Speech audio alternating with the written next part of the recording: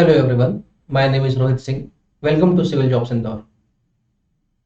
जैसा कि हमारा शेड्यूल चल रहा है, आज हम लोग प्रीलिम्स और जीएस पेपर थर्ड का एग्रीकल्चर इकोनॉमिक सेक्शन को देखेंगे। एग्रीकल्चर को लेकर मुझे कोई खास न्यूज़ मिली नहीं, तो मैंने यहाँ पे एक ही न्यूज़ को डाला है, वो भी काफ़ी डिटेल में रखा है। वो है इकोनॉमिक को लेकर, लोन राइट ऑफ को लेकर काफ़ी सारी सारी चर्चाएं चल रही हैं, और ये भी हो रहा है कि जो सरकार है वो बहुत सारे लोन्स को राइट ऑफ कर रही है through their banks, public sector banks. तो उसी को लेकर हम पढ़ते हैं आज, लोन राइट ऑफ क्या होता है।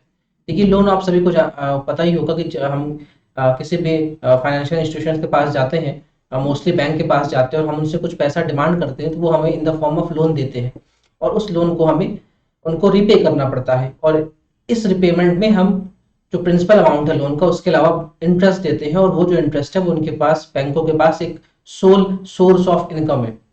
लेकिन अगर कोई लोन डिफॉल्ट कर जाए, जो लोन जिसने लिया है वो लोन को चुकाए ही नहीं, रिपे ही नहीं करे, तो वो लोन जो होता है वो एक तरह से कह सकते हैं कि नॉन परफॉर्मिंग एसेट बन जाता है।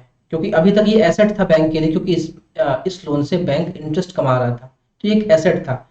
तो तब तक, जब तक लोन का पैसा आ रहा है, तब तक वो परफॉर्मिंग एसेट है। लेकिन जब लोन का पैसा आना बंद हो गया है, तो वो नॉन परफॉर्मिंग एसेट है। उससे क्या क्राइटेरिया हम आगे देखेंगे। अभी बहुत समय तक अगर किसी लोन का पैसा नहीं आता है, तो बैंक उसको राइट ऑफ कर देती है, मतलब उसको अपनी बैलेंस शीट से हटा देती है। क्योंकि बैलेंस शीट में वो दिखता है एज अ लाइबिलिटी के रूप में कि आपका एक लोन था जो एसेट के रूप में था, लेकिन अब वो लाइबिलिटी बन गया, आपकी जिम्मेदारी बन गया, ये परफॉर्म नहीं कर रहा है। तो बैंकों के ऊपर जो बैलेंस शीट है उसमें इसे हम कहते हैं कि ये इंडिकेशन दिखाता है कि उनकी पुअर फाइनेंशियल हेल्थ का।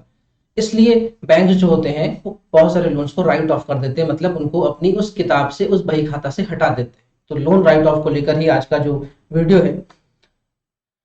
अभी आरबीआई के सामने किसी ने आरटीआई लगाई, राइट टू इंफॉर्मेशन एक्ट के तहत। उसने पूछा कि आरबीआई बताए कि कितने बैंकों कितने बैंकों ने कितने लाख करोड़ का लोन राइट ऑफ कर दिया है। तो आरबीआई ने आरटीआई के रिप्लाई में कहा कि 10 लाख करोड़ का लोन राइट ऑफ कर दिया गया है। 10 लाख करोड़ का लोन राइट ऑफ कर दिया गया है through their various public sector undertaking banks and private banks, ये आरबीआई ने बताया।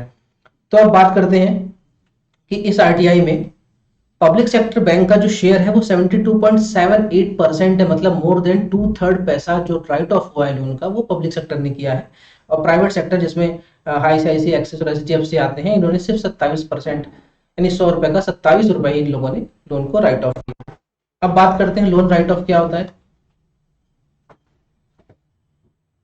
लोन राइट ऑफ क्या, जैसा मैंने कहा कि लोन जब तक एक एसेट के रूप में रहता है, जब तक वो इंटरेस्ट देता रहता है, तब तक बैंक के लिए वो एक प्रॉफिटेबल एसेट है। लेकिन जब उसने इंटरेस्ट देना बंद कर दिया, या प्रिंसिपल आना बंद हो गया, लोन का रिपेमेंट रुक गया है, तो वो एक लायबिलिटी बन जाता है।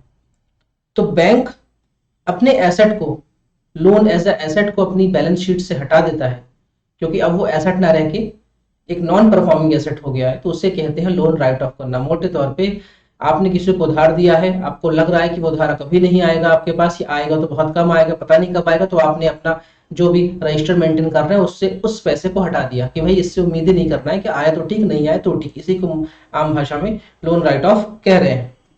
तो यहाँ पे वही चीज है, it will no longer be counted as an asset. क्योंकि जब तक एसेट था तब तक वो इनकम दे रहा था, लेकिन अब वो इनकम नहीं दे रहा है, इसलिए अब उसको एसेट के रूप में काउंट नहीं कर रहे हैं। दूसरा, ऐसा नहीं कि जब हम किसी लोन को राइट ऑफ कर देते हैं, जैसे आरटीआई में आरबीआई ने बताया कि 10 लाख करोड़ के लोन राइट ऑफ हुए, तो ऐसा नहीं कि ये पैसा डूब गया। इस पैसे, ऐसा नहीं कि 100% पैसा नहीं आएगा, आएगा, लेकिन उसमें जो रिकवरी का चांस है वो बहुत लो है, वेरी लो है। बैंक्स, इंस्टीट्यूशंस लगे रहते हैं अपने पैसे को रिकवर करने के लिए, लेकिन वो अपनी बैलेंस शीट से उसको हटा देते हैं। और ये कह सकते हैं कि ये जो पैसा है जिसको हमने लोन राइट ऑफ किया है, उसको बैंक ये कह सकते हैं कि ये हमारा एक लॉस है, प्रोबेबल लॉस है। हो सकता है इसमें कुछ आ जाए, लेकिन अभी तो हम मान के बैठे कि हमारा लॉस ही है। अब इसकी सिग्निफिकेंस क्या है, अगर सिग्निफिकेंस की बात करें,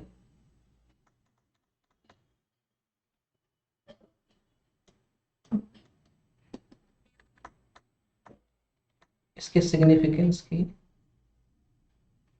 अगर बात करें, तो लोन को राइट ऑफ करने में सबसे बड़ी बात ये होती है कि जो बैंकों का नॉन परफॉर्मिंग एसेट होता है वो कम हो जाता है। और नॉन परफॉर्मिंग एसेट कम होने से ये होता है कि बैंक अपनी जो फाइनेंशियल हेल्थ है उसको इंप्रूव कर पाते हैं, या उसको बैलेंस शीट में दिखा पाते हैं कि उनकी फाइनेंशियल जो हेल्थ है वो अच्छी है, इम्प्रूव्ड है।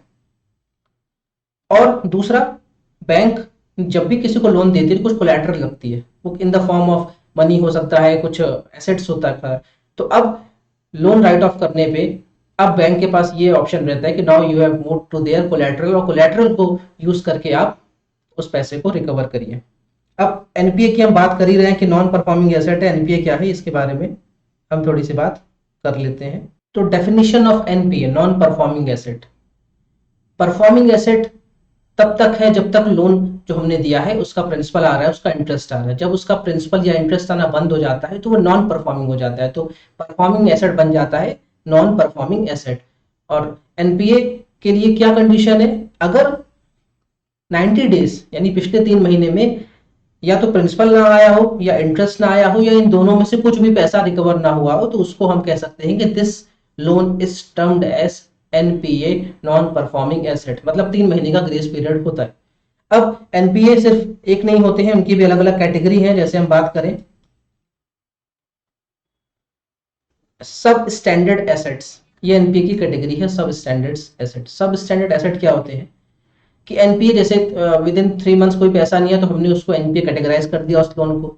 अब एनपीए कैटेगराइज होने के बाद अगले 12 महीने तक, नेक्स्ट 1 ईयर तक अगर पैसा कुछ नहीं आया, उसमें किसी भी फॉर्म में नहीं आया, neither in the form of principal nor in the form of interest, तब हम उस एनपीए को कहते हैं सब स्टैंडर्ड एसेट। दूसरी कैटेगरी है डाउटफुल एसेट।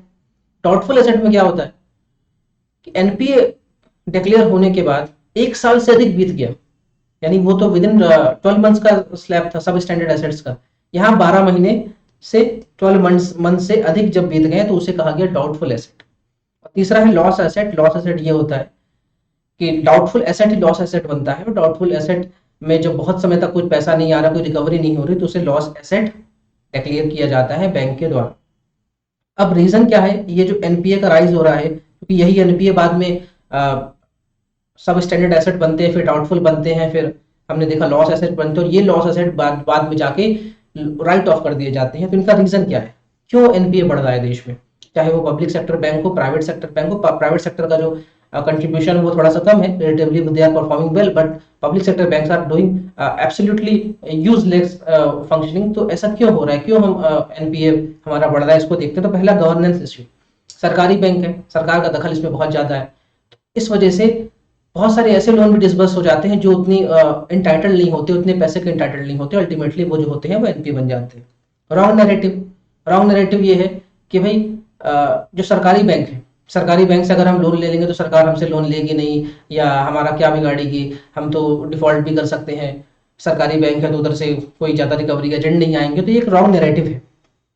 फिर डिस्टिंक्ट बिजनेस मॉडल की बात करें तो जो प्राइवेट बैंक्स की हम बात करते हैं उनका मॉडल थोड़ा सा अलग है।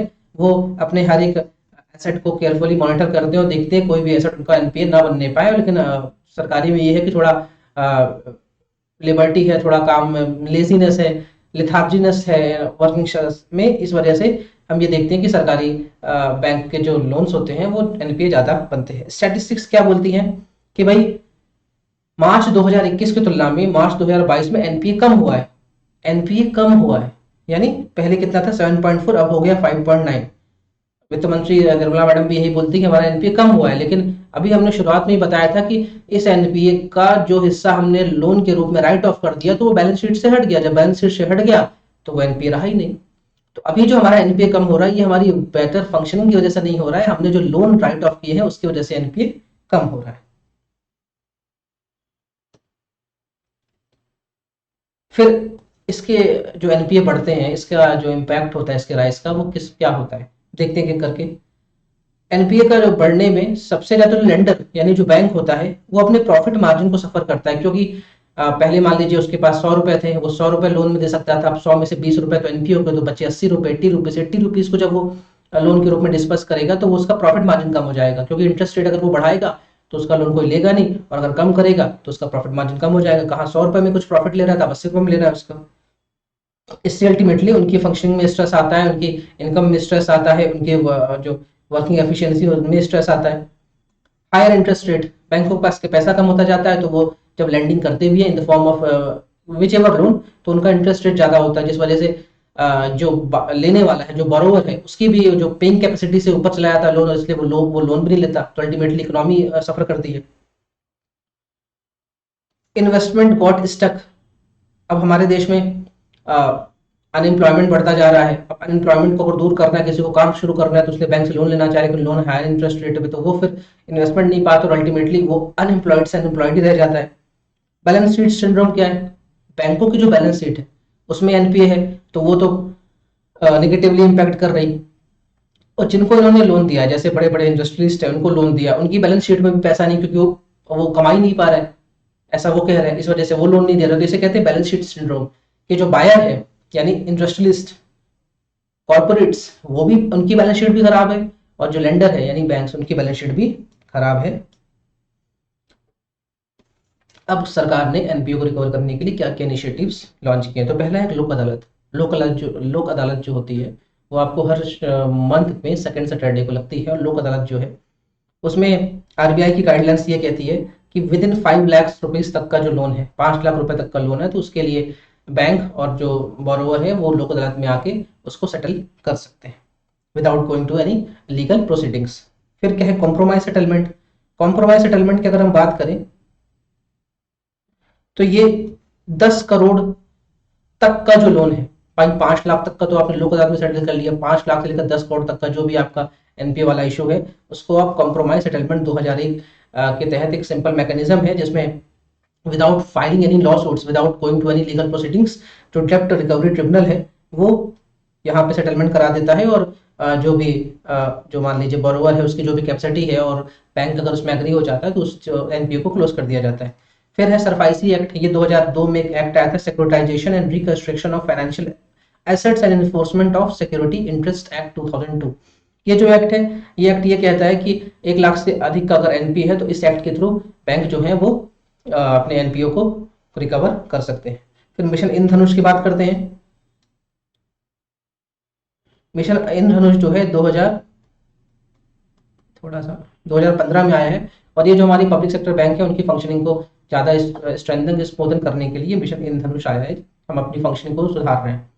इंसॉल्वेंसी एंड बैंकरप्सी कोड की अगर बात करते हैं, इंसॉल्वेंसी एंड बैंकरप्सी कोड की अगर बात करें, तो ये एक लॉ है जिस लॉ के तहत जो भी एसेट एनपीए हो जाता है या जो लोन राइट ऑफ हो जाता है, वो नॉर्मल लीगल प्रोसीडिंग्स में गए बिना ये इंसॉल्वेंसी एंड बैंकरप्सी कोड के तहत जो नेशनल कंपनी लॉ ट्रिब्यूनल है, वहाँ पे आप इसको ले जा सकते हैं, और वहाँ पे जो भी टाइम बाउंड मैनर में आपका जो भी एसेट है, जो कि नॉन परफॉर्मिंग एसेट है, उसका मैक्सिमाइज जो वैल्यू है वो आप उस बोरोवर से ले सकते हैं।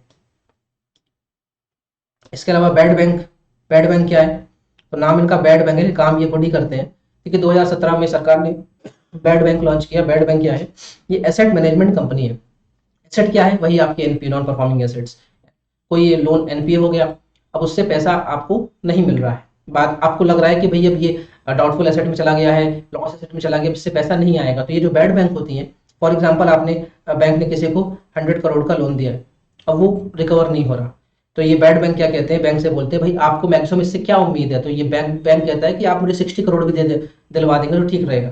तो 60 करोड़ में ये बैड बैंक जो होता है ये इस एसेट को खरीद लेता है, 60 करोड़ में खरीद लेता है। फिर ये बैड बैंक और उस बोरोवर की बात है कि वो उससे कैसे रिकवर करेगा, लेकिन बैंक को मिलकर 60 करोड़, इसलिए इसका नाम है एसेट मैनेजमेंट कंपनी, एएमसी। तो ये बैड बैंक क्या परचेस करते हैं? एनपीएस को परचेस करते हैं, नॉन परफॉर्मिंग एसेट्स को परचेस करते हैं डिस्काउंटेड रेट में। बैंकों को भी कुछ पैसा मिल जाता है, जहां पे 0 रुपीज की उम्मीद थी वहां पे कुछ पैसा मिल गया, और दूसरा इनको भी ये एसेट सस्ते में मिल गया। अब ये बोरोवर से अपने जो भी रिकनसाइलेशन प्रोसेस है उससे वो पैसा ले लेते हैं। और 2017 का जो इकोनॉमिक सर्वे है उसमें भी ये बात की गई थी, सरकार public sector asset rehabilitation agency बनाए पारा, और हमने देखा कि ये national asset reconstruction company limited जो है ये देश का हमारा पहला बैड बैंक है, जो कि सिर्फ आईसी एक्ट 2002 के अंडर रजिस्टर्ड है और 2021 में शुरू हुआ है। बैड बैंक मैंने आपको समझा दिया, बैंकों से एनपीए खरीद लेते हैं, ठीक है। और इन केस अगर बैड बैंक ने जो एनपीए खरीदा उससे वो पैसा वसूल नहीं पा रहा है, बोरोवर से पैसा वो वसूल नहीं पा रहा है, बैंक को तो पैसा मिल गया, लेकिन बैड बैंक के पास तो एसेट अटक गया। तो उसके लिए अब अगर बैड बैंक उस पैसे को रिकवर नहीं कर पाएगा तो फिर गवर्नमेंट गारंटी रिवोक हो जाएगी और इंडिया डेप्ट रेजोल्यूशन कंपनी लिमिटेड जो है ये गवर्नमेंट के साथ मिलकर उस बैड बैंक को पैसा रिइंबर्स कराएगी, जो भी सरकार और उसके बीच में ट्यूनिंग होगी। और ये गारंटी कौन देता है? इंडिया डेप्ट रेजोल्यूशन कंपनी लिमिटेड। तो ये आज का पूरा जो हमारा सेशन था इकोनॉमी में चला गया, क्योंकि ये काफ़ी ज़्यादा एक तरह से कंटेस्टेड टॉपिक है, बहुत ज़्यादा न्यूज़ में रहता है। सरकारें कुछ कहती हैं, बैंक कुछ कहता है, इकोनॉमी को अच्छा बताते हैं, एनपीए उनका कम हो रहा है, लेकिन अल्टीमेटली हमने देखा कि एनपीए कम क्यों हो रहा है। लोन राइट ऑफ क्या है? 10 लाख करोड़ के एनपीए लोन को राइट ऑफ किया गया। आरटीआई में यही पूछा गया था कि आप उनका नाम बताइए, किन कॉर्पोरेट से इतना पैसा लिया है, तो सरकार ने उनका नाम बताने से मना कर दिया है। तो ये एक न्यूज़ थी जिसमें हमने लोन राइट ऑफ से लेकर बैंकिंग की फंक्शनिंग देखी, एनपीएस क्या होता है, कैटेगरीज ऑफ एनपीए देखा, फिर एनपीए को रिकवर करने के लिए क्या क्या प्रोसेस है वो देखा, फिर हमने बैड बैंक के बारे में देखा, और हमने अल्टीमेटली ये देखा कि इनकेस अगर बैड बैंक रिकवर नहीं कर पाए तो फिर क्या होता है। तो आज के लिए बस इतना ही।